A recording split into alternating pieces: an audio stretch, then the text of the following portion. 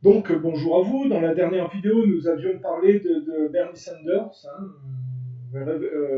relevé qu'il était étrange de la part d'un prétendu marxiste qu'à la dernière élection présidentielle américaine, il avait appelé à voter pour Hillary Clinton, qui était alliée à des néo-nazis en Ukraine contre les Russes. Il y avait comme une contradiction. Et pour confirmer l'observation que j'ai faite sur Bernie Sanders, on voit dans une interview récente au New York Times, euh, envisageriez-vous, alors le New York Times lui a posé des questions, je vais en lire certaines, envisageriez-vous de recourir à la force militaire pour prévenir un essai nucléaire ou de missiles iraniens ou nord-coréens? La réponse de Bernie Sanders est oui. Considéreriez-vous la force militaire pour une intervention humanitaire? La réponse est oui.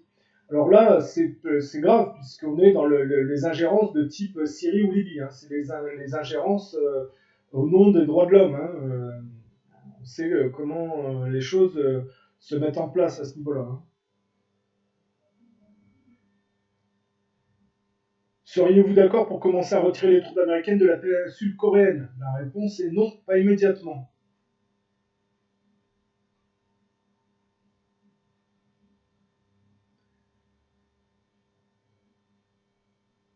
Pour Israël, Sanders appelle au maintien du niveau actuel de l'aide militaire et civile américaine.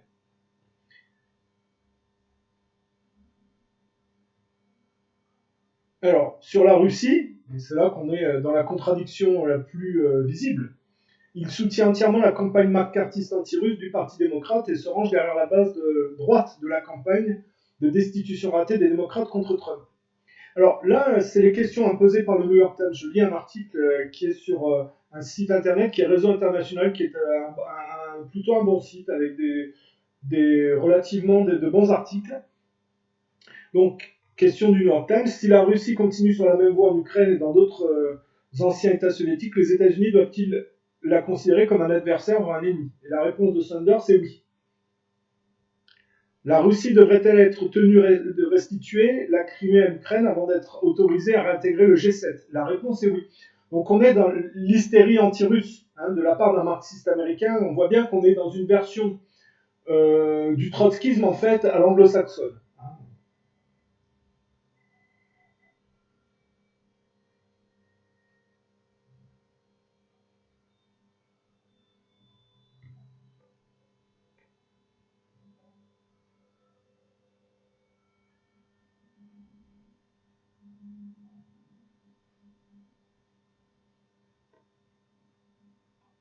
Bon, si vous voulez en savoir plus, je vous invite à aller sur le réseau international, à taper Bernie Sanders et à trouver l'article correspondant. Bon, on passe très vite, c'est pas très compliqué. Euh, j'ai parfois des abonnés qui me parlent des extraterrestres. C'est un thème que j'ai déjà abordé. Donc, le thème des extraterrestres est un thème typiquement anglo-saxon au départ, puisqu'ils sont très portés sur le culte des technologies.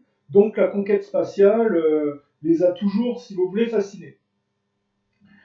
Il faut savoir que si Spielberg a vulgarisé le mythe des extraterrestres à Hollywood, ça faisait les affaires du complexe militaro-industriel qui cachait en réalité plus facilement au travers de cette espèce de nuage d'informations vagues, si vous voulez, contradictoires, ambiguës, le complexe militaro-industriel, au sortir de la Seconde Guerre mondiale, a utilisé les travaux des nazis. On sait que la NASA vient de l'héritage de Herbert von Braun. Et a utilisé, parce que les nazis avaient fait un travail important sur le sujet des aéronefs. Il y a probablement les prémices des véhicules à antigravité se situent dans cette zone de la Seconde Guerre mondiale. Et comme les Américains et les Russes de leur côté ont exfiltré des scientifiques nazis et ils les ont utilisés pour appuyer leur propre programme. Et donc, ils ont fait effectivement des tests de soucoupes d'aéronefs. Et on va dire qu'Hollywood leur asservisse, si vous voulez, pour maquiller un peu derrière un brouillard, le mystère des extraterrestres. Il n'y a jamais eu d'extraterrestres à Roswell. Il y a eu effectivement des tests d'aéronefs. Voilà. Et on a caché ça derrière quelque chose qui est typiquement de la manipulation mentale, de ce qu'on trouve effectivement avec les programmes MKUltra, ça va avec, si vous voulez. C'est-à-dire de débiliser les gens. Rappelez-vous que après la Seconde Guerre mondiale, la CIA faisait des tests pour des tests de contamination, d'épidémie, avec le coronavirus, c'est intéressant, on pourra en parler. Et puis sur les populations, y compris américaines, et pour le cas de la France, ils testaient le LSD pour voir les effets. On connaît dans le pain un bon Saint-Esprit. Donc il y a une culture en déshérence, honnêtement, qui est problématique au niveau de la morale, qui est en roue libre et qui se comporte de manière malsaine. Et aux États-Unis, le pôle militaire est un des plus turbulents, sinon le plus turbulent. Alors, on peut alors aujourd'hui, le gauchisme mondialiste, le gauchisme mondialiste cache derrière le mythe des extraterrestres pour manipuler les gens. C'est-à-dire qu'ils se font passer pour des êtres supérieurs que les autres doivent rejoindre, si vous voulez. On est dans une manipulation mentale héritée, effectivement, de gens qui sont totalement dans la culture CIA. Les gens, vous savez, après des années, des décades de manipulation par le cinéma, la télévision, la radio, ont été formatés à à faire partie de ce système-là.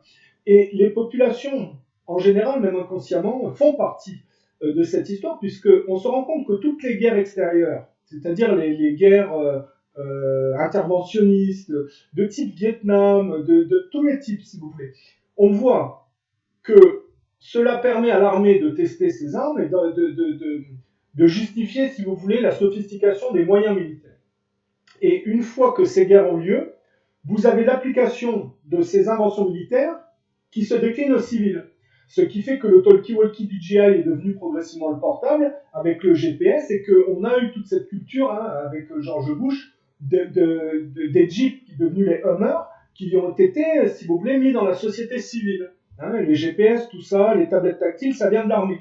Donc, les gens bénéficient, et c'est pour ça qu'il y a une complicité inconsciente des populations, c'est que toutes ces guerres de contamination où on va dépouiller d'autres populations de ressources naturelles pour alimenter ce culte des technologies en se défaussant sur les gens qui ont été battus, si vous voulez, ou en vendant des vieilles camelotes, eh bien, tout cela, il y a au niveau de l'inconscient collectif une complicité, puisqu'après, c'est décliné au niveau civil. Les drones, par exemple, après le 11 septembre, on a vu que les tours avaient été dynamitées de l'intérieur, mais aussi détruites par des avions téléguidés, ça a initié l'ère des drones. Et les gens, après, ont utilisé les drones de manière, on va dire, dans les sociétés de loisirs. Donc, c'est une réalité. Donc après, c'est très lié avec la déclinaison de l'ère Internet qui voit la Silicon Valley liée au pôle militaire israélien. Donc si vous voulez chercher des extraterrestres, il faut chercher au niveau effectivement de l'imposture de la NASA, l'imposture du complexe militaro-industriel et de la Silicon Valley, dans le sens que elles sont la symbolique, si vous voulez, du veau d'or sur lequel on a sacrifié la morale. Et il y a un tel déséquilibre que ça crée au niveau idéologique des extraterrestres, mais de l'aliénation, l'alien. Et alors, le gros problème de nos sociétés, c'est que des gens ont fait des fortunes phénoménales sur le culte de la science et le consumérisme. Et ces gens-là, progressivement, via les privatisations, se sont substitués aux décisionnaires politiques. C'est-à-dire qu'ils se sont arrogés des droits sans avoir la morale qui va avec, puisque dans la civilisation anglo-saxonne, tout est marchandisation, tout est technologie, mais tout est mathématique, et donc déconnecté de l'humain et de la spiritualité. On n'a plus effectivement une gestion humaine, mais on a des points de vue qui peuvent être comme le malthusianisme, de solutionner un problème de surpopulation par des virus. Ce qui fait qu'on se retrouve avec des gens multimilliardaires, comme Bill Gates, qui se retrouvent, se retrouvent je ne veux pas utiliser deux fois le terme retrouve parce que, bon, d'accord, je parle là sans rien préparer, mais il faut quand même que les phrases soient correctes. Donc je vais reprendre ma phrase parce que se répéter, c'est pas bien. Donc, nous sommes dans une configuration où des gens qui ont fait fortune sur le consumérisme et le culte des technologies se retrouvent à des postes de décisionnaires pour la collectivité. Ce qui fait qu'on a des gens comme Bill Gates, qui sont très ambigus, qui voudraient qu'on mange des insectes dans le futur, et dont on peut penser qu'ils sont tout à fait en corrélation avec la volonté d'intervenir par des virus et des pandémies pour solutionner un problème qui en fait est la marque de leur incapacité de gestion, si vous voulez. De la même manière que le virus du sida a été créé par Hilary Koprowski dans une époque d'Amérique raciste, Hilary Koprowski, juif américain d'origine polonaise, à l'époque de l'Amérique raciste, puisque la communauté blanche a donné de plus en plus de droits aux Noirs américains, il a fallu trouver, parce que quand on a quelqu'un à soumettre et à se défausser en aval, et que cette personne s'émancipe progressivement, on ne peut plus se défausser à l'extérieur en amont. Donc il faut trouver une autre solution. Donc collectivement, parce qu'il n'y a pas que l'Amérique raciste, c'est toute l'Amérique, a trouvé cette astuce du sida, qui est une symbolique de confinement hystérique. Vous voyez comment les singes se comportent, si vous voulez. Donc ils ont couplé le système immunitaire de l'homme noir au singe, ce qui a induit le syndrome d'immunodéficience, puisque c'est régressif. L'homme est censé aller de l'autre côté, si vous voulez. Et l'héritage de cette Amérique raciste s'est transmué au travers de Woodstock dans l'héritage gauchiste, qui aujourd'hui est le plus, on a vu qu'à Bernie Sanders et des démocrates, le plus anti-russe. Ils ont repris, si vous voulez, la rhétorique de l'Amérique raciste qui a fait la peau à Kennedy parce qu'ils voulaient faire la paix avec les Russes. Par Woodstock, ils ont été assimilés dans une sous-version de tout ça. Et ça donne Bill Gates qui produit une sous-version, probablement, je ne veux pas m'avancer, mais je pense qu'on est dans le malthusianisme, le sous-malthusianisme avec la volonté de répandre des virus. Avec Bill Gates, je crois qu'on est dedans, si vous voulez. Donc on est une sous-version gauchiste de cette Amérique raciste qui, au départ, a mis en place le sida. Et ça, c'est problématique parce que quand vous couplez, si vous voulez, des gestionnaires totalement découplés de la réalité, qui n'ont pas le niveau moral, le niveau de conscience pour exercer le pouvoir, mais qui, sur le culte de la science et de la consommation, se retrouvent mis sur des piédestals, on a effectivement des problèmes. Alors, moi, je sais, puisque j'ai travaillé dessus, que les traînées chimiques d'avion ne sont pas du baratin, puisque de toute façon, certains responsables américains l'ont avoué publiquement, c'était sous couvert de loi antiterroriste qu'ils ont passé ça. Et dans ces traînées chimiques, que les gens appellent chemtrails, parce que vous ajoutez ça, effectivement, à cette logique malthusianiste de mettre des pandémies et des virus. Vous ajoutez ça, les traînées chimiques, où de l'aluminium est déversé en masse sur les gens. L'aluminium dégrade les défenses immunitaires des gens, si vous voulez. Donc, il y a une conjonction. Alors, eux, ils justifient, si vous voulez, les traînées chimiques par le réchauffement climatique.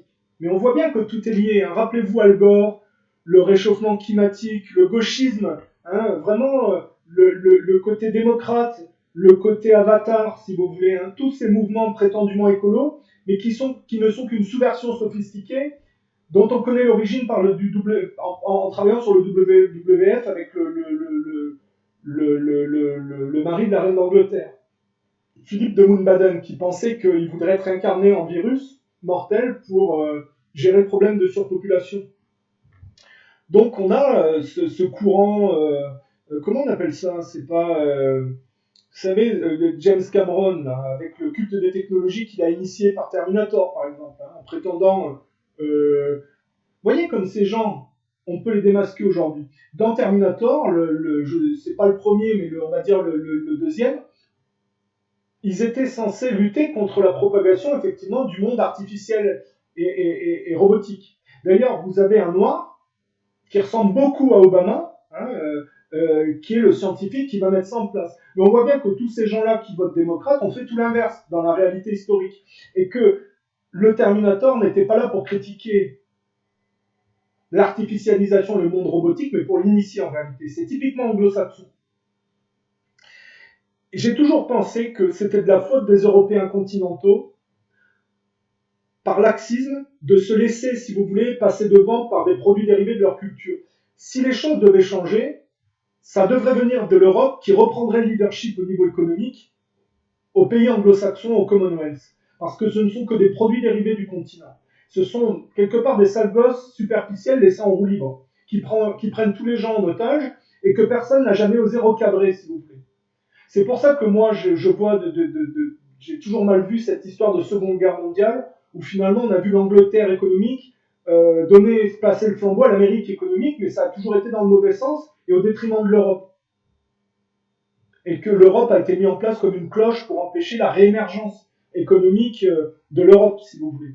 Donc j'ai toujours considéré effectivement que les politiciens européens débauchés par les pays étrangers et anglo-saxons étaient des traîtres au niveau, pas des traîtres, parce que ça répond quand même à un inconscient collectif et une superficialisation collective. Mais c'était quand même une traîtrise par rapport, si vous voulez, à une culture originale et une responsabilité de ne pas laisser les gens les plus immatures, si vous voulez, gérer les choses. Et on voit avec Bill Gates, avec ces virus, qu'on va, vous avez une concomitance de choses. Internet, c'est devenu une toile d'araignée, le web, ça veut dire ce que ça veut dire. Avec les araignées, j'ai toujours dit, le web est géré par des anglo-saxons ou Israël. Donc, il y a un détournement des informations au profit de compagnies privées, voire de la concurrence déloyale ou le fait de piéger effectivement des concurrents politiques, d'où l'intérêt pour un pays comme la France de se poser la question de l'indépendance au niveau d'Internet, que les Russes et les Chinois ont déjà réglé en ayant mis en place progressivement leur propre réseau. C'est-à-dire qu'en cas de problème avec les anglo-saxons, les Russes et les Chinois sont capables de se débrouiller alors que les Français qui croient que les anglo-saxons sont leurs amis, et quand on voit cette perte des droits des travailleurs français sur l'autel des privatisations anglo-saxonnes, on voit bien que les anglo-saxons ne sont pas en réalité totalement les amis des Français, mais plutôt des prédateurs, et qu'on va dans un processus de superficialisation, s'il vous plaît. Donc, on a une concomitance, une conjonction, si vous voulez, avec des gens qui sont à la tête au niveau des privatisations, qui aujourd'hui sont de plus en plus dans la gestion du collectif, sans avoir la morale et la conscience. Donc ça donne des pandémies avec des virus qui sont visiblement pas encore au point, puisque bon, le coronavirus par rapport à la grippe, c'est ridicule. Mais on voit bien qu'ils testent de plus en plus une possibilité de maquiller leur mauvaise gestion par une crise. On sait que j'ai fait une interview de Darley Stenger sur la crise de 2008 et on a bien vu que non seulement ils en avaient tiré aucune leçon, mais ça s'était accéléré dans le comportement, si vous voulez, qui allait dans le mauvais sens. Donc évidemment qu'il y a un gros problème au niveau d'une crise économique qui pourrait pointer le bout de son nez, et évidemment que certaines personnes voudraient bien maquiller, si vous voulez, leur délire superficiel de fuite en avant par un gros problème d'une crise mondiale, si vous voulez. Donc vous avez les traînées chimiques, vous avez les vaccins qui me permettent... Il faut bien comprendre, les gens en plus ça sont un peu plus sensibles et un peu moins dupes, mais les gens se rendent compte que les vaccins n'arrangent pas la santé mentale des gamins. Ne leur permettent pas, si vous voulez, l'épanouissement, mais c'est plutôt là pour dégrader éventuellement. Il y a aussi ce problème de relâcher dans la nature des animaux génétiquement modifiés, ou parce que en même temps qu'on a eu l'ère Internet, on a eu des scientifiques qui allaient avec ça. Et ces gens-là sont absolument pas moraux, absolument pas conscients. Donc, de plus en plus, il y a un trafic au niveau génétique et ça se propage à l'humain. Rappelez-vous, parce que c'est là qu'il faut quand même dire, les responsables politiques français sont quand même aussi responsables, sont des inconscients. Sous l'ère de George Bush, il y a eu cette histoire de Guantanamo, c'est-à-dire en totale contravention des règles internationales, ils ont mis, si vous voulez, des prisons où ils pouvaient arrêter n'importe qui sur la planète sans aucune justification, et on ne sait pas ce qu'ils faisaient dans la prison. Et aujourd'hui, on sait qu'il y a des cargos dont personne ne peut avoir accès au large, qui sont des prisons, si vous voulez, où ils font des expériences sur les gens. Et personne ne peut absolument, en Europe, il y a ces prisons qui correspondent à Guantanamo. Et pourtant, les responsables européens débauchés effectivement par les pays étrangers n'ont absolument rien fait, si vous voulez. Il y a des laboratoires où ils testent des virus, y compris en Europe. On l'a vu en Géorgie avec de nombreux cas de morts à cause de virus répandus par l'armée. Et pour le cas de la Chine, ce sont des laboratoires visiblement français et chinois qui étaient à la manœuvre. Donc, moi, j'ai travaillé, si vous voulez, sur plusieurs phénomènes. J'ai travaillé sur la crise de 2008, la guerre en Irak et les FEMA camps, et je me suis rendu compte que, dans le dos des gens, une certaine élite avait essayé, je pense que c'était dans l'optique de 2012, parce que le cinéma accompagne ça, de créer une crise mondiale, et ils avaient échoué. Parce que le système par inertie est beaucoup plus costaud et résistant que ce qu'ils pensaient. Parce qu'il n'y a aucune raison, et ça c'est avéré, qu'ils construisent, si vous voulez, des camps de concentration de masse, des camps où ils peuvent se réfugier. Il faut regarder les émissions, la théorie des conspiracy theory de Jesse Ventura. Il va dans les FEMA camps, il a filmé tous ces endroits sous les montagnes, tous ces... Alex Jones aussi. Ils ont mis en lumière toute cette préparation, si vous voulez, à une crise mondiale. Et qui aurait dû se passer avec la crise de 2008, Katrina, la guerre en Irak. Il y a eu une accélération et il y a une volonté de déclencher quelque chose et ça n'a pas marché. Mais il faut bien comprendre que pour ces gens-là, ça n'est que partie remise. Ils essayent toujours, si vous voulez, de remettre quelque chose en place pour déclencher une crise mondiale. Il y a une volonté. Et comme ils se heurtent, si vous voulez, eux sont un peu, comment dire, ils sont pas en phase avec la réalité, ils sont superficiels. Donc ils se heurtent, si vous voulez, à une résistance qu'ils ne voient pas, et qui est la résistance de l'inertie collective, qui est aussi quelque chose qui est tout, par effet de domino, touche l'économie. Par inertie, ça n'est pas assez dégradé pour que ça s'effondre encore. Donc les gens peuvent encore réagir, parce que vous couplez donc au vaccin, au virus de laboratoire, aux traînées chimiques, à la débilisation par les médias, mais ça c'est une évidence, aux crises économiques.